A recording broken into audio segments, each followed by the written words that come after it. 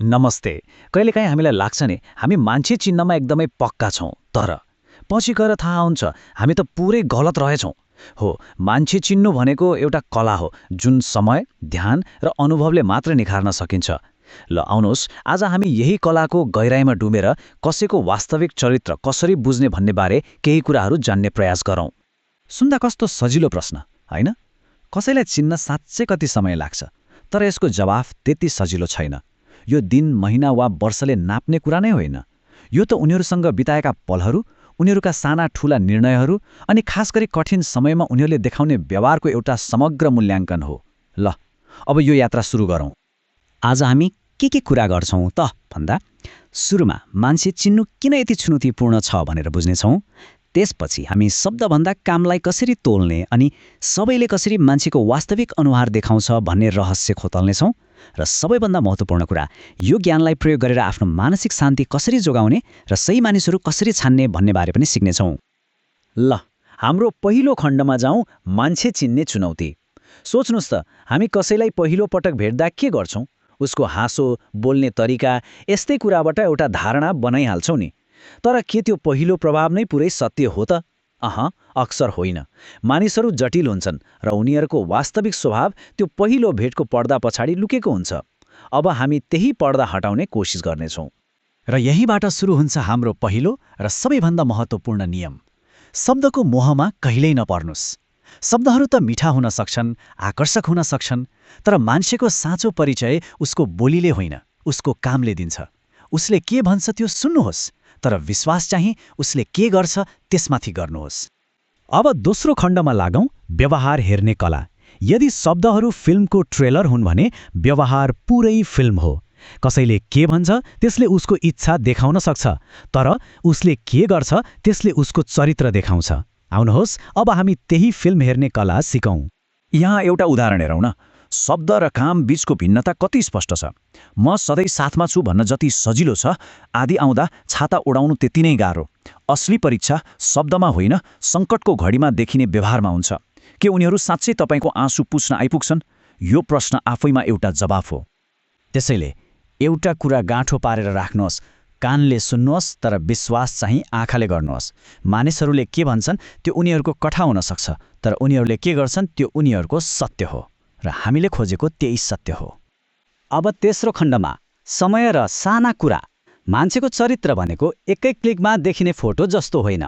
यो त एउटा लामो फिल्म जस्तै हो जुन समयसँगै बिस्तारै सिन गर्दै खुल्दै जान्छ। र त्यो फिल्मको सबैभन्दा महत्त्वपूर्ण दृश्यहरू ठूला घटनाहरूमा होइन, साना सामान्य पलहरूमा लुकेका हुन्छन्। यो कसरी हुन्छ? आउनुहोस् हेरौँ। सुरुमा सबैजना एकदमै आकर्षक देखिन्छन्, आफ्नो सबैभन्दा राम्रो अनुहार देखाउँछन्। तर समय एउटा शक्तिशाली परीक्षक हो। यसले उनीहरूको धैर्य, इमान्दारी र स्थिरताको परीक्षा लिन्छ, र समयको परीक्षा पास गरेपछि मात्रै उनीहरूको वास्तविक स्वभाव बाहिर आउँछ। त्यसैले धैर्यता नै सबैभन्दा ठूलो हतियार हो। अब आफैलाई यी प्रश्नहरू सोध्नुहोस् त। उनीहरू रिसाएको बेला कस्तो व्यवहार गर्छन्? जब उनीहरूलाई कुनै फाइदा हुँदैन तब के उनीहरू दयालु रहन्छन्? रेस्टुरेन्टमा वेटरसँग कसरी बोल्छन्? गल्ती हुँदा अरूलाई दोष दिन्छन् कि जिम्मेवारी लिन्छन्? यी साना देखिने क्षणहरू नै चरित्रको एक्सरे हुन्।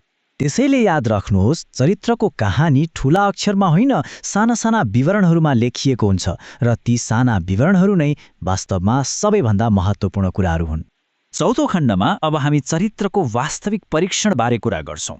हामी केही यस्ता लेटमस टेस्टहरू हेर्नेछौँ जसले कुनै पनि व्यक्तिको भित्री मूल्य, मान्यता र इमान्दारीलाई पानी र दूध जस्तै छुट्याइदिन्छ। यी हुन् ती मुख्य सूचकहरू जसलाई हामीले कहिल्यै नजरअन्दाज गर्नु हुँदैन। यो सायद सबैभन्दा महत्त्वपूर्ण प्रश्न हो। जब उनीहरूबाट गल्ती हुन्छ तब के हुन्छ? हेर्नुहोस्, गल्ती गर्नु मानवीय स्वभाव हो, हामी सबै गर्छौँ। तर गल्ती गरेपछिको व्यवहारले मान्छेको चरित्रको असली गहिराई देखाउँछ। हेर्नुहोस्, यहाँ आकाश पातालको फरक छ। एकातिर मलाई माफ गर्नुहोस्, त्यो मेरो गल्ती थियो भन्ने हिम्मत छ, जसले टुटेको सम्बन्धलाई पनि जोड्न सक्छ।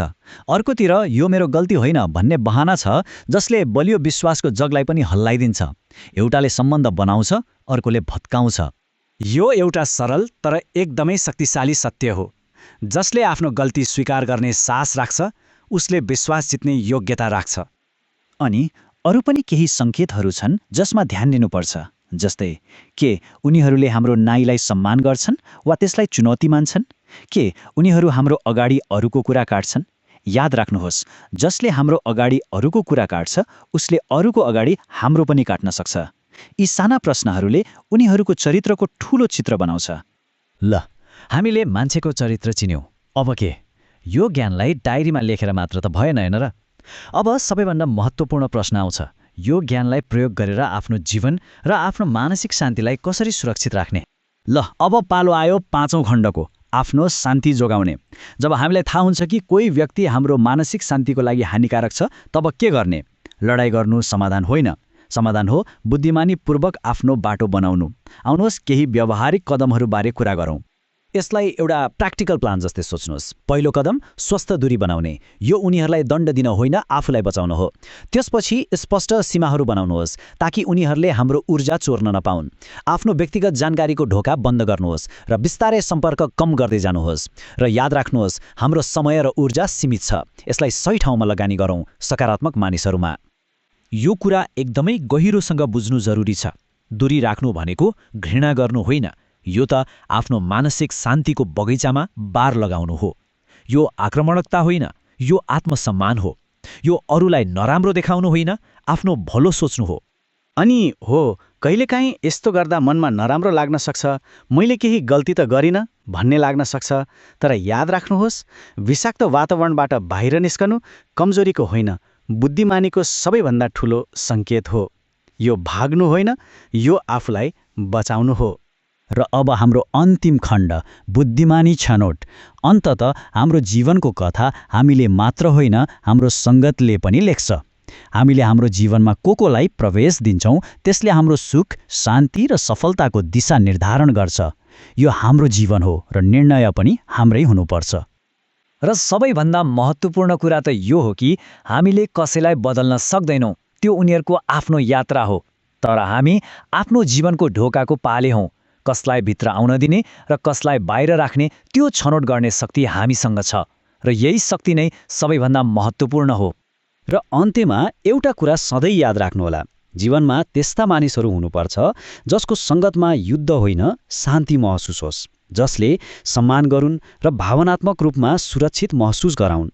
किनकि सही मानिसहरूको सङ्गत पाउनु भनेको आधा जीवन जित्नु हो। आफ्नो छनौट बुद्धिमानीपूर्वक गर्नुहोस्।